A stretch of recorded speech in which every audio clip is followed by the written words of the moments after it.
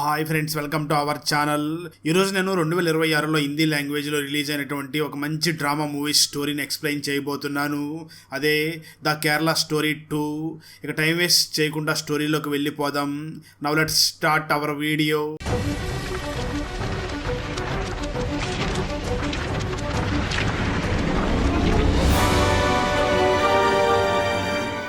Video start చేసే ముందు మన ఛానల్లో లాస్ట్ వీడియోకి వచ్చిన బెస్ట్ కామెంట్ ఏమిటో చూద్దాం. అండ్ ఈ కామెంట్ నేను పర్సనల్గా సెలెక్ట్ చేసింది అయితే కాదు, సాఫ్ట్వేర్ ఆటోమేటిక్గా ఈ వీడియోని లైక్ చేసి కామెంట్ చేసిన బెస్ట్ కామెంట్ని ర్యాండమ్గా సెలెక్ట్ చేస్తుంది. So keep commenting. నెక్స్ట్ మీ కామెంటే సెలెక్ట్ అయ్యే ఛాన్స్ ఉంది. And thanks for commenting. Now let's start our video. Open చేస్తే మూవీ స్టార్టింగ్ సీన్లో ఇండియాలో ఉన్నటువంటి ఒక ప్రాంతంలోని ఒక ఇంటిని చూపించగా ఆ ఇంటి దగ్గరికి పోలీసులు వెళ్ళి చెక్ చేస్తూ ఉంటారు. అప్పుడే ఆ ఇంటి లోపల ఒక మహిళ డెడ్ బాడీ దొరుకుతుంది. ఆ మహిళ డెడ్ బాడీకి వెంట్రుకలు అన్ని కూడా సేవింగ్ చేసి గుండులాగా చేసి ఉంటారు.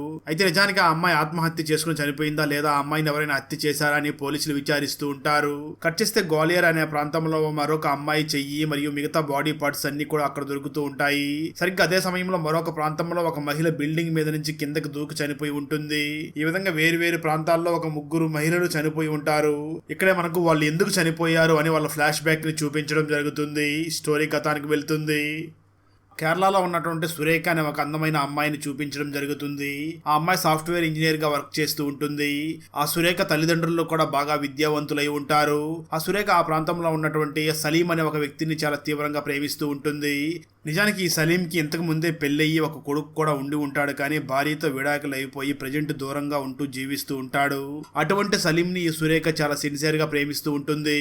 ఇదే విషయాన్ని సురేఖ వెళ్లి వాళ్ళ ఫాదర్ దగ్గర చెప్పడంతో తను వెంటనే సురేఖను చూసి, ప్రేమించడం నేరం కాదు, కానీ నువ్వు వేరే మతస్థుని ప్రేమించావు, వాళ్ళ కట్టుబాట్లు మన కట్టుబాట్లు చాలా వేరువేరుగా ఉంటాయి, సో కాబట్టి అతన్ని మాత్రం నువ్వు పెళ్లి చేసుకోవద్దు, దీనికి మేము ఒప్పుకోము అని అంటూ ఉంటారు. అయితే ఆ మాటలు ఉన్న సురేఖ మాత్రం, లేదు నాన్న, సలీం చాలా మంచివాడు, మీరు ఒప్పుకున్నా ఒప్పుకోకపోయినా నేను మాత్రం అతనితోనే కలిసి జీవించాలనుకుంటున్నాను అంటూ ఉంటుంది.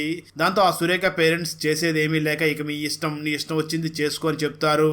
సురేఖ మాత్రం, ఈ జీవితానికి నేను ఆ సలీంతోనే కలిసి జీవించాలనుకుంటున్నాను అని చెప్పి ఇంట్లో నుంచి సలీంతో పాటు వెళ్ళిపోతుంది. పట్టిస్తే మరో పక్క నేహ అనే ఒక అమ్మాయిని చూపించగా, ఆ నేహ జావెలిన్ త్రోలో ఒక ఛాంపియన్ లాగా ఉంటుంది. ఆ నేహ అదే ప్రాంతంలో ఉన్నటువంటి రాజు అనే ఒక అబ్బాయిని చాలా తీవ్రంగా ప్రేమిస్తూ ఉంటుంది. దాంతో వాళ్ళిద్దరూ కూడా ఇంట్లో తెలియకుండా ఆల్రెడీ పెళ్లి చేసుకుంటారు. ఈ విషయం నేహ వాళ్ళ ఇంట్లో తెలియక నేహకి పెళ్లి చేయడం కోసం పెళ్లి సంబంధాలని చూస్తూ ఉంటారు.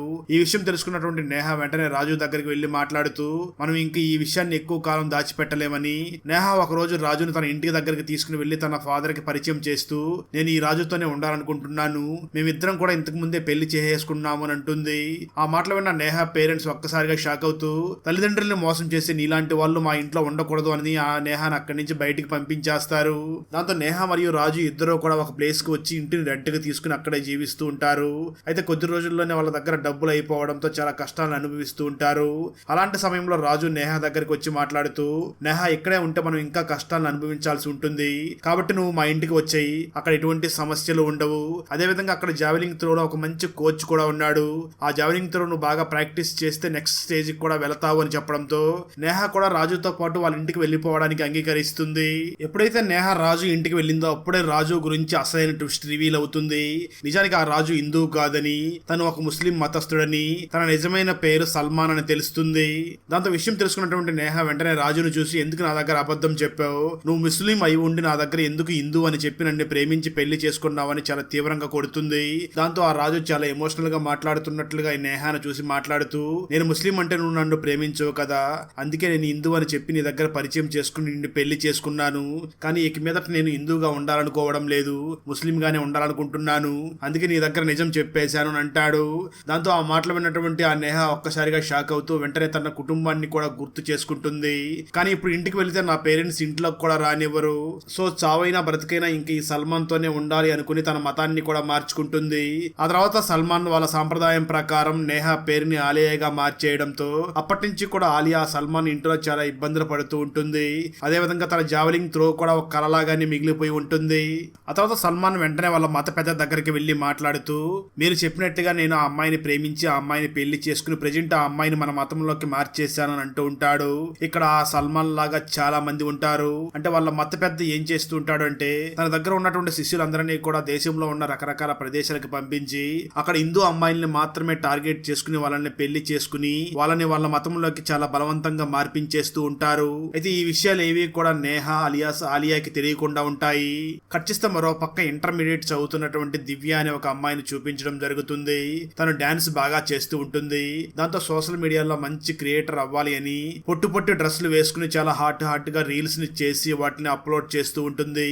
ఈ విషయం తెలుసుకున్నటువంటి ఆ దివ్య తల్లిదండ్రులు మాత్రం దివ్యాని చూసి నువ్వు ప్రజెంట్ కొంచెం చదువు మీద కాన్సన్ట్రేట్ చేయి, ఆ తర్వాత కంటెంట్ క్రియేటర్ అవ్వవచ్చు అని తనకు వార్నింగ్ ఇస్తూ ఉంటారు.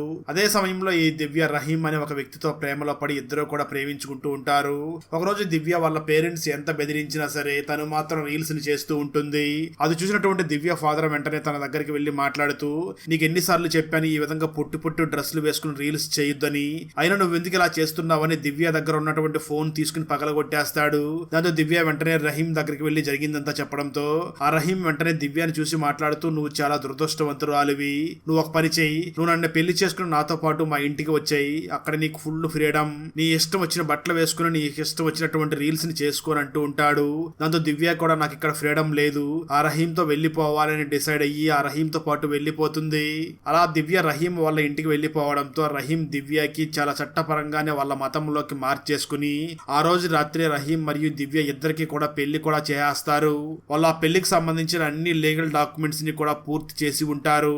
మరోపక్క దివ్య పేరెంట్స్ పోలీస్ స్టేషన్ దగ్గరికి వెళ్లి మా అమ్మాయిని ఎవరు కిడ్నాప్ చేశారు అని చెప్పడంతో సరిగ్గా అదే సమయంలో పోలీస్ స్టేషన్ దగ్గరికి ఈ రహీం ఫ్యామిలీ దివ్యని తీసుకుని అక్కడికి వెళ్తారు.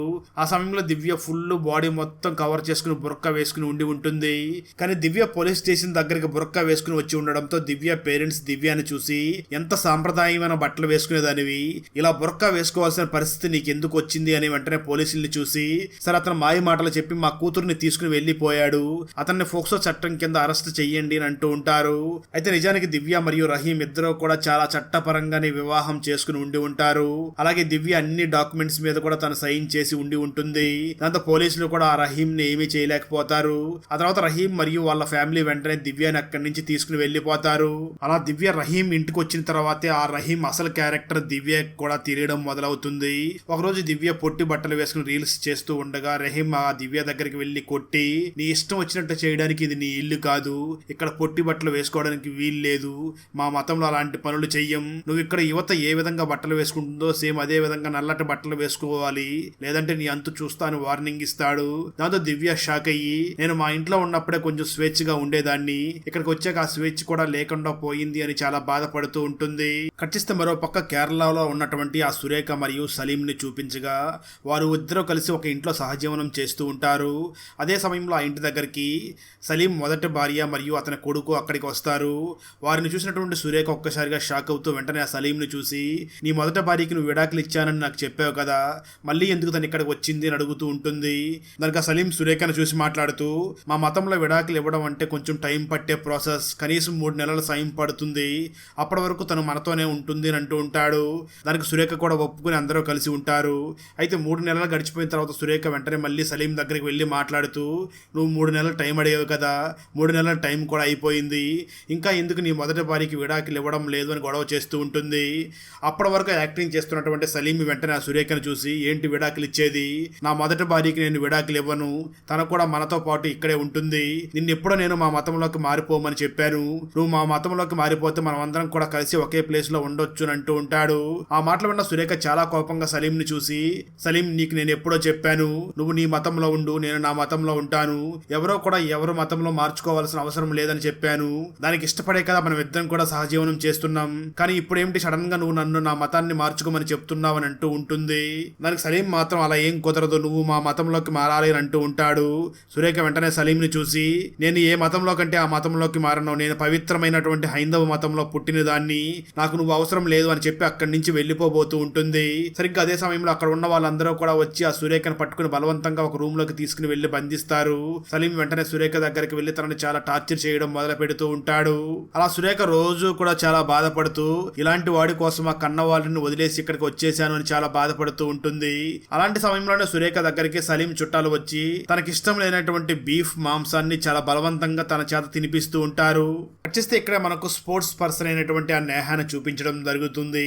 నేహా ఆలియాగా పేరు మార్చుకుని ఆ సల్మాన్ని పెళ్లి చేసుకుని ఉండి ఉండగా వాళ్ళిద్దరికి కూడా ఫస్ట్ నైట్ చేయడం కోసం అక్కడ ఏర్పాట్లు చేస్తూ ఉంటారు. ఆ రోజు నేహ రెడీ అయ్యి రూమ్ లోకి వెళ్ళగా అక్కడ సల్మాన్ కాకుండా సల్మాన్ వల్ల మత పెద్ద అక్కడ కూర్చుని ఉండి ఉంటాడు. తనను చూసినటువంటి నేహ గట్టిగా అరుస్తుంది. దాంతో సల్మాన్ వెంటనే నేహ దగ్గరికి వచ్చి ఎందుకు గట్టిగా అరిచావు అని అడుగుతూ ఉంటాడు. నేహ వెంటనే సల్మాన్ చూసి మాట్లాడుతూ ఈరోజు మన ఇద్దరికి ఫస్ట్ నైట్ కదా, అలాంటిది మీ మత పెద్ద వచ్చి ఆ మంచం మీద కూర్చుని ఉన్నాడు ఏమిటి అని అడుగుతూ ఉంటుంది. దానికి ఆ సల్మాన్ నేహాను చూసి మాట్లాడుతూ మా మతంలో అదే ఆచారం, నువ్వు మొదటి రోజు రాత్రి నువ్వు అతనితోనే గడపాలి అని అంటూ ఉంటాడు. అయితే నేహ మాత్రం గొడవ చేసి అక్కడి నుంచి వెళ్ళబోతూ ఉంటుంది. దాంతో సల్మాన్ బంధువులందరూ కూడా నేహ కాళ్ళు చేతులు కట్టేసి ఆ రూమ్ లోకి తోయడంతో ఆ మత పెద్ద చాలా బలవంతంగా నేహ మీద అత్యాచారం చేస్తూ ఉంటాడు. ఆ తర్వాత అక్కడ ఉన్నటువంటి చాలా మంది యువత కూడా నేహ దగ్గరికి వెళ్లి తన మీద అత్యాచారం చేస్తూ ఉంటారు. ఆ విధంగా నేహ సల్మాన్ ఇంట్లో చాలా టార్చర్ ని అనుభవిస్తూ ఉంటుంది. మరోపక్క దివ్యాని చూపించగా ఆ దివ్య రహీం కి తెలియకుండా మళ్ళీ సీక్రెట్ గా కొన్ని పొట్టి బట్టలు వేసుకుని రీల్స్ ని చేస్తూ ఉంటుంది. సరిగ్గా అదే సమయంలో రహీం అక్కడికి వచ్చి దివ్యాని చాలా తీవ్రంగా కొడుతూ మా మతంలో ఈ విధంగా పొట్టి బట్టలు వేసుకుని నీ బాడీ మొత్తం కూడా ఇతరులకు చూపించడం నిషిద్ధం, నువ్వు ఇలాంటి పనులు చేయకూడదు అని చాలా తీవ్రంగా కొడుతూ ఉంటాడు. దాంతో ఆ దివ్య మన పరిస్థితి ఏంటి ఇలా అయిపోయింది అని చాలా బాధపడుతూ ఉంటుంది. ఆ విధంగా సురేఖ, నేహ మరియు దివ్య ముగ్గురు కూడా చాలా టార్చర్ ని అనుభవిస్తూ ఉంటారు.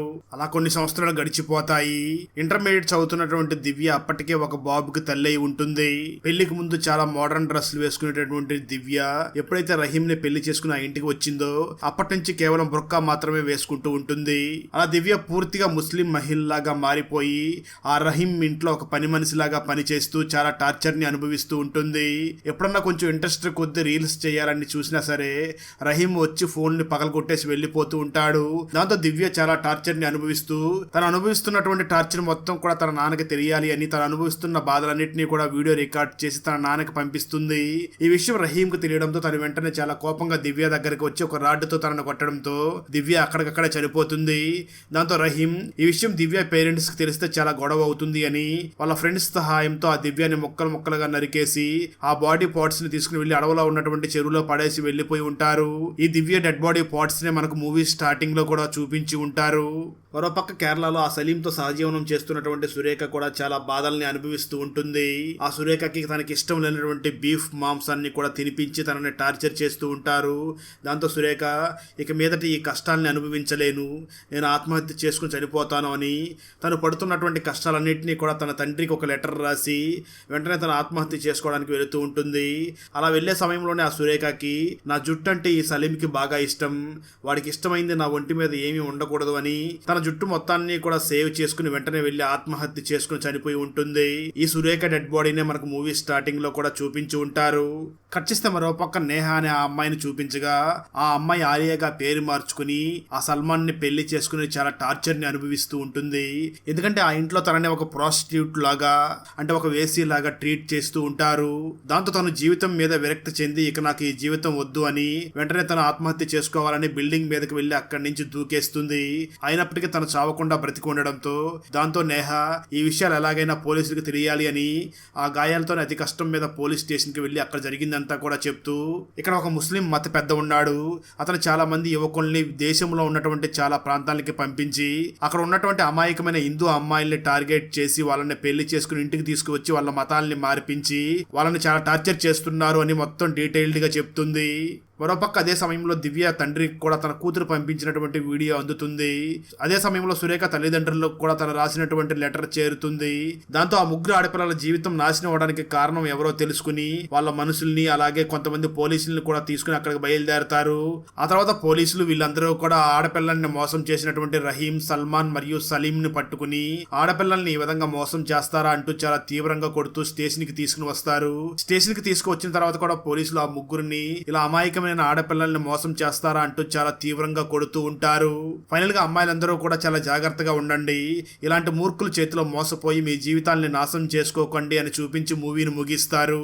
పెళ్లి చేస్తామని ఇంటికి పిలిచి ఫ్యామిలీ మెంబర్స్ ఏం చేశారు, ఆ రూమ్ ని ఎందుకు తాయిత్తులతో బంధించి ఉన్నారు, ఇంట్లో చెప్పకుండా బయటికి వెళ్ళిపోయినటువంటి ఆ అమ్మాయి ఎలా మిస్ అయ్యింది, అసలు ఆ అమ్మాయి ఎందుకు ఇంట్లో చెప్పకుండా బయటికి వెళ్ళింది, చివరికి అక్క తన సిస్టర్ ని కాపాడిందా లేదా అన్నదే 2023లో మలయాళం లాంగ్వేజ్ లో రిలీజ్ అయినటువంటి మిస్సింగ్ గర్ల్ మూవీ స్టోరీ. ఈ మలయాళ ఫుల్ మూవీ స్టోరీని తెలుగులో వినాలి అనుకుంటే ఈ వీడియో డిస్క్రిప్షన్ లో ఉన్న లింక్ ని క్లిక్ చేసి చూడండి. Thanks for watching. Friends, video నచ్చినట్లయితే లైక్ చేసి ఒక చిన్న కామెంట్ చేస్తే మాకు నెక్స్ట్ వీడియో చేయడానికి ఎంకరేజింగ్ గా ఉంటుంది. అలాగే ఛానల్ ని సబ్స్క్రైబ్ చేసి పక్కనే ఉన్న బెల్ ఐకాన్ ని క్లిక్ చేసి సపోర్ట్ చేయండి. Thanks for watching. జై హింద్.